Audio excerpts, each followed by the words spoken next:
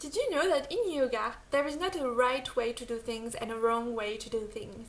There is not a right path and a wrong path, a more complete path and a less complete path, a more stylish path, a less stylish path, a path that is more pure or more relevant because teachers has lived a certain amount of time and there is a lineage and stuff, or because they are really complete and they use this magnificent tool and oh, did you heard about this other technique that came up, or this special technique? And these are all different forms, different shapes. They lead to the same thing.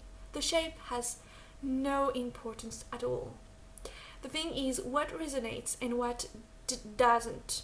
What does not resonate.